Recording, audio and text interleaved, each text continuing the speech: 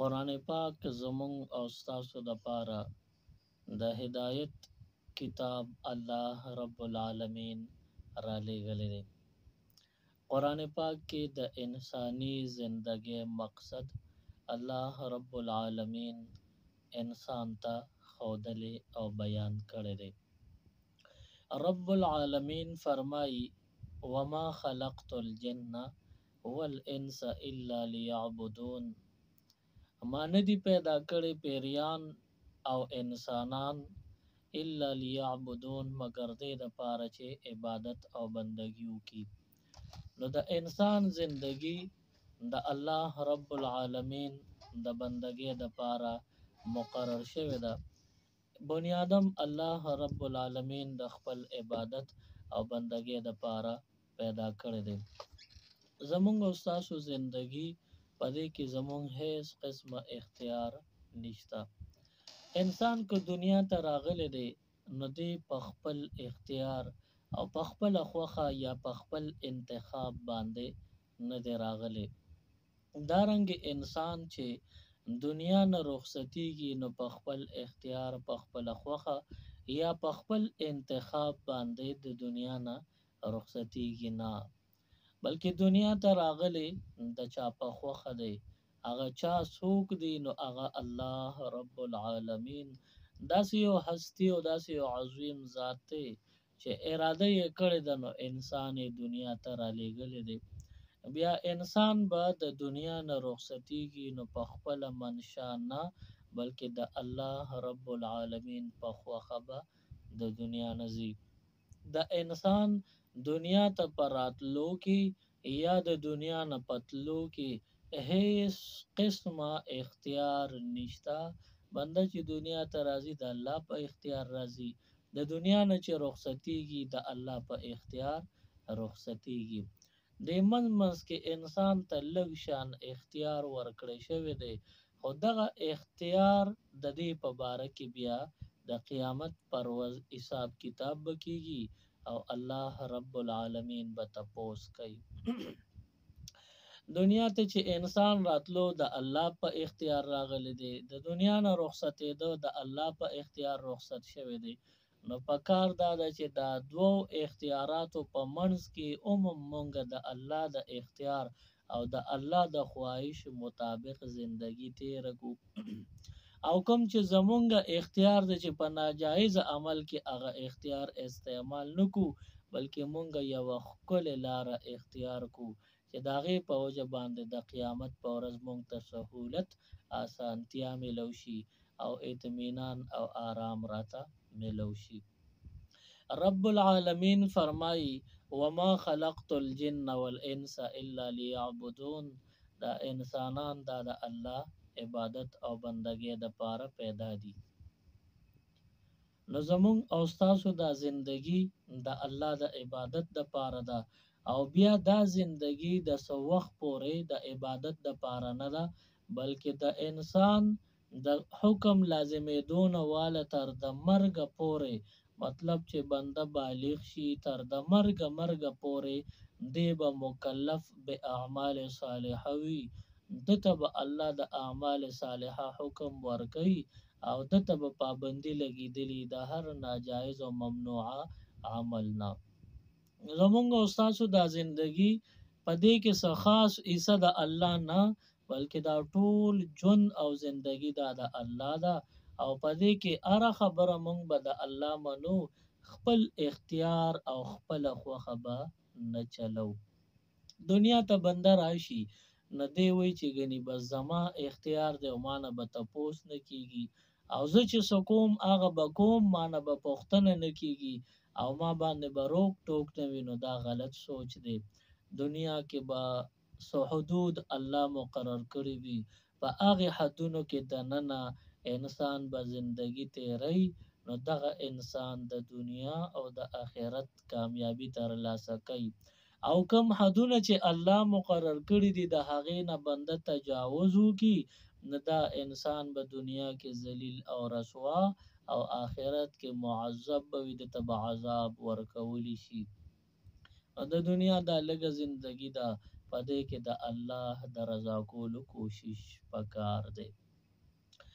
تیر ورځو کې د رمضان المبارک بهترین میاش په مونږ باندې راغله او هغه بهترین میاش مونږه د الله په عبادتونو کې سرته ورسوله او د اختر مبارکه یو بل ته مونږه ورکړې. د رمضان المبارک بهترین میاش دا د الله د عبادتونو د پاره وا او په دې کې الحمدلله کمزوري نه کمزوري مسلمان خکل نه خکل اعمال کړی دي، جمعتونه ودان کړی دي، جمعتونه آباد کړی وو، د قرآن ختمونه کړی وو، نوافل کړی وو، تهجد کړی وو او د شپې چې کم اعمال صالحه دي تراوی هغه کړی دي. داسې مختلف طریقو باندې خکل عملونه په رمضان المبارک کې هر مسلمان کړی دي. خو مسلمان د اختر په ورځ باندې هغه خپل اعمال صالحه هغه ته بریک ورکی او هغه نه پس بیا هغه اعمال صالحه بند کی، بیا به سره بل کال بیا ګورو او د عبادت مونږ ته چوټي میلو شو. نو دا د مسلمان ناقص نیمګړی او غلط سوچ دی. څنګه چې په رمضان المبارک کې په مونږ او پتا سو باندې نیک اعمال لازم او مونږه عبادت او ثواب غنو او دغه عبادتونه د الله خوخ وو او د الله خوخ دي. خو دغه عبادتونه که د الله خوخي او تا ته عزیز وي او تا وی چې دا اعمال صالحه دي، نو بیا دغه عملونه د نیکه دا بیا او درې نه بلکې د اختر نه رستو بم دغه عملونه جاری ساتي. که دغه اعمال صالحه چې لکه 15 وخت مانځه کې د جمعات کې شرکت کړي دي، د قرآن تلاوتونه دي کړي دي، تهجد دي کړي دي، د جمع پابندۍ دي کړي دي، ذکر فکر دي کړي دي، صدقې خیراتونه یو بل سره خیر ښېګړې کارونه دي کړي دي، نو دغه اعمال صالحه که ته نیک کار ګڼې نو د نیک کار په زندګۍ کې چوټي چاته نه ملاویږي. دا نیک عمل د رمضان المبارک د میاشتې سره هم او د انسان د ټولې زندګۍ سره هم دا خاص دی. بنده چې کله د زندګۍ نه لاس ووینځي وفات شي نو د عبادتونو سلسله ختم شي، د باندې بیا اعمال لازم نوي. نمونږ او تاسو چونکی الله رب العالمین مونږ ته ژوند او زندگی را کړی ده، نو په دې ژوند او په دې زندګۍ کې به مونږ د الله د عبادت نه غافل کیږو نه به مونږ ته د عبادت چوټي میلاویږي. یو سوال خلق کوي چې زمونږ اعمال صالحه دا قبول دي او کنه دي، او اعمال صالحه الله ته خوښ دي او کنه دي. د دې سوال انتهایی آسان جواب دی او هر بنده په دې مسله باندې پوهیږي، خو کلک پامې ورته وکړو. یو بنده چې نیک عمل وکي او د هغې نه رستو هغه نیک عمل ته دوباره د خواهش پیدا شي چې دا نیک عمل دوباره کومه، نو معلومه شو چې دغه اولنی نیک عمل دا الله قبول کړی دی. زما نیک عمل الله ته خوښ دی که نه دی خوښ؟ یو بنده چې نیک عمل وکي د هغې نه پس د خواهش دوباره پیدا شي چې زه دا نیک عمل وکړم، نو د دې نه دا معلومه شو چې هغه مخکې کم نیک عمل یې کړی و هغه الله ته خوښ شوی و، هغه د الله خوښ و. او دارنګې که بنده وایي چې زما نیک اعمال الله ته خوښ دي که نه دي او قبول دي که ناقبول دي، نو دا معلومول هم انتهایی آسان دي. که بنده نیک عمل وکړ د هغې نه پس یې ورته زړه او بیا اراده نه کوي، بس نور دغه عمل نه کوي، نو د دې نه دا مطلب دی چې دا اول وار کم نیک عمل یې کړی دا د الله خوښ نو. او بیا وایي چې زما دا عمل قبول دی که ناقبول دی، نو بیا د عبادت نه وروسته د خپل زړه ته لږ سوچ وکړي، خپل زړه ته نظر وکړي. که د ده زړه کې ده چې یاره دا عبادت خو دې کړی خو بس اوس نور نشم کولی، نو د دې نه دا مطلب شو چې هغه اول عبادت یې قبول نه دی، ځکه الله په دویم ځل ځان ته ودرولی نه دی. تاسو به د خپل میلمنو ته لږ نظر وکړئ. اکثر میلمانه خلکو کرزي راځي. نو چې کله میلمه راشي نو د کور دا میزبان دا کوربه دی ورسره داسې رویه او سلوک وکړي چې دغه میلمه د دې ځای نه واپس وکړي، رخصتي وکړي، دی واپس شي، خو بله ورځ بیا هم په خوشحالۍ راځي، ځکه چې ده ته پته ده چې هغه میزبان کوم رویه او سلوک کړی دی هغې کې اخلاص او مینه او خلوص و. د هغې په وجه دغه اخلاص دا بنده واپس راښکلی دی، دوباره یې ځان ته رابللی دی. او بعضې میلمه چې راشي نو دا میزبان پې تنګ وي، نو داسې رویه او سلوک ورته وکړي چې دغه ځل خو میلمه کیني یې څه خوړلی یا څکلی یا وي یا نه وي، خو چې یو ځل لاړ شي نو هغه وایي زما توبه، دوباره به زه بیا نوم هم وانلم، دغې ځای ته زه دوباره نه ځمه. نو دا د انسان خپل منځ کې رویه ده. نو چې کله انسان د الله میلمه شي، مثلا تاسو وایئ چې د روژې هغه 15 وخته مونځونه پابندۍ سره مونږ کول هغه قبول دي که قبول نه دي، نو دغه معلومول انتهایی آسان کار دی، څه ګران کار نه دی. دا کور جومات دا د الله کور دی، جومات د الله کور دی، او د الله د کور میزبان به څوکي الله پخپله دی. او ته میلمه یې، ته راغلی د الله کور ته او ټول د رمضان 15 واړه مونځونه دې پکې کړي دي، د هرې ورځې 15 مونځه ټوله روژه کې دې کړي دي، عبادت دې وکړو، د الله د کور میلمه وې. خو اوس د دې نه وروستو ستا جومات ته زړه کېږي او که نه، ته جومات ته ځې او که نه، که زړه دې کېږي د دې دا مطلب چې په رمضان المبارک کې دغه د کور میزبان الله دې تا سره داسې مینه کړې ده چې اوس ستا هغه عمل یې خوښ کړی دی، تا ځان له بار راغواړي رابلي، ته به بیا د اختر نه پس هم راځې جومات کې عبادتونه به کې، جومات کې څوک یي او که ني، خو ته به جومات سره زړه لګې او جومات کې به ناست یې. د دې نه دا مطلب دی چې د الله دا کور په دې کې الله ستا سره مینه کړې ده او ځان له دې دوباره هم رابلي. او که یو مسلمان د روژې په میاشت کې هره ورځ 15 وخته پابندۍ سره مونځونه کړي دي، خو چې څنګه د اختر اعلان یې اورېدلی دی نو بس جومات ته یې شا کړې ده، خلک ورته وایي مانځه له راځه، دی ورته وایي چې زما زړه نه کېږي، خیر دی زه به یې کور وکړمه. نو دغه خبره چې دی کوي یا دی خپل زړه باندې پوه شو چې زما خو زړه کې دا دی چې اوس جومات ته شوق او جذبه مې نشته، نو د دې نه دا مطلب دی چې ده سره الله مینه په روژه کې هم نه ده کړې او الله ده سره مینه نه کوي، دوباره یې ځان له جومات ته د اختر نه پس نه رابلي.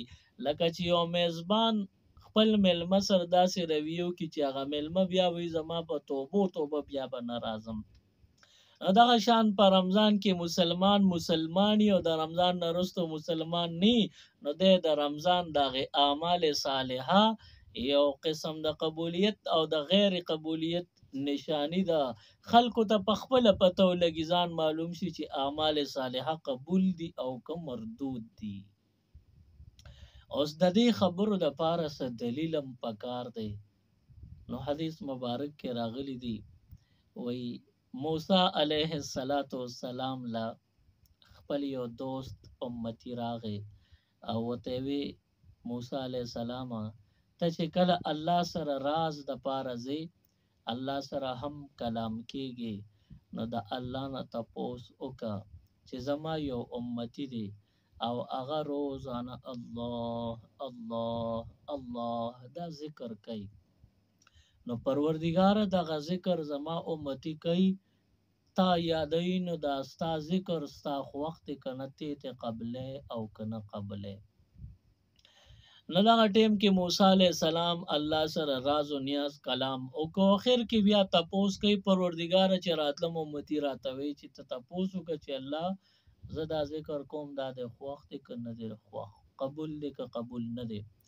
نو الله رب العالمین ورته فرمایي موسی دغه امتی ته دې ووایه چې ته کله یو ځل ووایې چې الله، نو په ما باندې ډېر ښه ولګي دغه ذکر ما ته ډیر خوند او مزه راکي. نو زه ستا دې امتي ته وایم چې بنده دا نوم دې ډیر ښکلی واخیسته او ما ته خوند او مزه یې راکړه. بنده چې تا یو ځل وي دوباره یو ځل بیا ووایه ډېر خوند دې وکړو. نو زما دا بنده دوباره ووایي چې الله، نو زه ورته وایم چې بنده ډېر ښکلي دي وي یو ځل یې بیا ووایه. نو هغه بیا وایي چې الله، زه ورته بیا وایم چې ووایه بیا ډېر خوند دې وکړه، هغه بیا وایي الله. نو مطلب چې دی یو ځل ووایي ورپسې بیا الله وایي بیا ووایه، نو بیا ووایه، نو بیا ووایه، نو دی لګیا الله الله الله ذکر کوي. دا مې خوښ دی ځکه ورته بار بار وایم چې بیا بیا ووایه. دې ځای نه دا مسله را ووتله چې مونږ او تاسو کوم نیک عمل وکړو، د هغې نه وروستو که زمونږ شوق پیدا شو چې دا نیک عمل دوباره کوو، نو معلومه شوه چې دغه اول نیک عمل الله خوښ کړی دی، نو ځکه یې توفیق راکړه چې دا عمل یو ځل بیا وکړه. او که مونږ او تاسو اوس نیک عمل وکړو، د هغې نه پس هم ورته اړه نه کېږي، شام کړه ورته او هغه عمل هم پرېښوده. د دې نه دا مطلب دی چې اول هم کوم نیکي کړی هغه د الله نه وه خوښه، نو دوباره یې ځکه توفیق را نه کړ او عبادت کې بیا مونږ له ایسه را نه کړه چې الله باندې ښه ولګي او الله ته خوښ شي، الله ته قبول شي، درته به وایي دا بیا وکړه. نو چې مونږ او تاسو په رمضان المبارک کې 5 وخته جمعات کې مونځونه جمع سره کړي دي، د قرآن ختمونه تلاوتونه هم کړي دي، ذکرونه فکرونه هم کړي دي، نفلونه هم کړي دي، د شپې تهجد هم کړي دي. بس اسانو ټکو کې اسانه خبره دا ده که هغه عملونه دې قبول وي، اوس به هم هغه شان 5 وخته جمع سره پابندي کې او تهجد به هم کې، نوافل به هم کې، قرآن ختمونه او تلاوتونه به هم کې. خو که په روژه کې د ځان ډېر ستړي کړي او هغه د اختر نه پس ودرېده دغه سلسله عمل دې پرېښوده، نو پوه شه چې هغه اعمال په رمضان المبارک کې څومره دي کړي هغه دې هسې ځان ستړی کړی دی. اوس دې زړه نه کېږي لکه الله هغه عملونه نه دي خوښ کړي، ځکه دې دوباره ځان ته نه پرېږدي. نو د رمضان المبارک عملونه ښکلي ښکلي وو او په هغې کې هر کور او هر جومات آباد او ښکلي مزین ښکارېده. نو دغه شان د اختر نه وروستو هم مسلمانانو له پکار دي چې ښکلي ښکلي اعمال د نیکۍ وکړو او جوماتونه شاړېدو له ور نه کړو، 5 وخته پابندۍ سره مونځونه وکړو، د قرآن ختمونه تلاوتونه وکړو او ورسره نوافل ذکر فکر او خاص کر تهجد شروع کړو. نو رب العالمین نه زمونږ پوره امید دی چې کوم اعمال مونږ کړي دي هغه به مقبول شي او نور به مونږ له د اعمال صالحه توفیق الله راکړي. دا یو نشانی مې تاسو ته وښودله چې تاسو وایئ چې عمل قبول دی که نه دی قبول. نو که زړه دې ورته نه کېږي د دې دا مطلب دی چې عمل نه دی قبول شوی. اوس چې د چا زړه نه کېږي نو هغه په دې نتیجه ورسېده چې زم د الله نه یم خوښ او زما اعمال هم د الله نه خوښ، ځان ته مې دوباره نه پرېږدي. نو د بنده او د الله ترمنځ دا فاصله، دا دومره فاصله چې پیدا شوې ده، نو دا به په څه باندې ختمېږي؟ نو دا فاصله ازلی یا ابدي نه ده. د انسان او د الله ترمنځ دشمنی ازلی او ابدي به نه وي، دا به وقتی تور وي چې کله انسان د ځان نه نقص او غلطي وباسي، نو که الله ته ډیر ناراضي واپس ورسره زر تر زر صلح کوي. ځکه الله رب العالمین ښکلیم دی او ښکلي عملونه خوښوي. الله رب العالمین پاک ذات دی او پاک د ګناه نه پاک انسان خوښوي. نو مونږ او تاسو که د الله نه لرې شو، نو دا مونږ لرې شوي یو، الله مونږ نه لرې کېږي، خو مونږ ته نه لرې شو د خپلو خرابو اعمالو په وجه باندې، د خرابو او د ګنده عملونو په وجه باندې. نو مونږ او تاسو به د خپل عمل نگرانی کوو، په خپل عمل به نظر کوو چې مونږ کې داسې کم نقص دی، کومه داسې غلطي ده، کومه داسې ګناه ده چې د هغې په وجه مونږ الله د ځان نه لرې کړو، الله نه مونږ لرې لاړو. اوس دغه غلطۍ پسې وګرځه چې کله د غلطي معلومه کړه چې دا د فلانه غلطۍ په وجه ما کې دا نقص راغی او زه د الله نه لرې شوم، الله رانه ناراضه شو، هغه غلطۍ باندې دوه اوښکې د ندامت اختیار کا، الله ته وجاړه او په اخلاص سره توبه وباسه، نو الله رب العالمین د توبې په برکت باندې تیر شوي د ټولې زندګۍ چې څومره ګناهونه یې هغه معاف کوي. نو که چا یو ګناه کړي هغه به ولې نه معاف کوي؟ مطلب مې دا دی، تاسو د الله او د بنده ترمنځ صلح کول غواړئ نو خپل ګناهونه پاک کې. د الله نظام، د الله قانون کله هم نه بدلیږي. بس د الله نظام دی چې پاک انسان به ما سره نږدې وي، ناپاک انسان دا به زمانه لري وي. نو مونږ او تاسو به د الله د رضا کولو کوشش کوو، خو خپل ګناهونه به لټو چې خپل ګناهونه ځان ته په ګوته کړل، په نښه کړل او بیا هم د یو یو ګناه نه ځان له توبه وویستله، نو رب العالمین به مونږ او تاسو داسې معاف کی لکه ماشوم چې پیدا شي په کوم ورځ او د ګناهونو نه پاکي عملنامه کې ګناه نه وي، داسې به زمونږ او ستاسو ګناهونه هم ختم شي. بیا به هم الله ځان ته نږدې کی، الله به هم دوباره د خپل کور ملمانه کی او خدای پاک به مونږ سره مینه وکړي، زمونږ به مینه الله سره پیدا شي.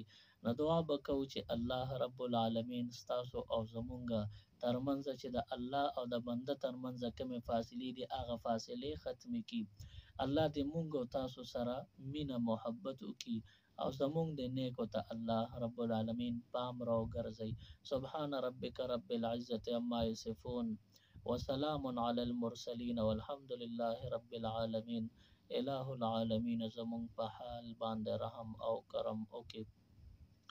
یا الله زمونږ څونه ګناهونه خطاګانې دي مونږ ته معاف کړي. پروردګاره د رمضان المبارک بهترینه میاشت تیره شوله، د هغې نه وروستو عام اعلان ستا د طرف نه د مغفرت کیږي، نو هغه مغفور خلکو کې مونږ هم شمار کا. پروردګاره د جهنم د خطرناکو عذابونو نه، د قبر د خطرناک عذاب نه، د پل صراط د ښویېدو نه مونږ وساتې، قبر کې د سختو نه وساتې، پل صراط باندې د ښویېدو نه وساتې، د جهنم د عذابونو نه وساتې. اخر وخت کې په ژبه دا کلمه راولي چې لا اله الا الله محمد رسول الله صلی الله علیه وسلم. मज़ीद Islamic videos देखने के लिए हमारे YouTube चैनल दीन और दुनिया को ज़रूर सब्सक्राइब करें और बेल आइकन ज़रूर प्रेस करें ताकि हमारी हर एक वीडियो की नोटिफिकेशन आपको मिल सके।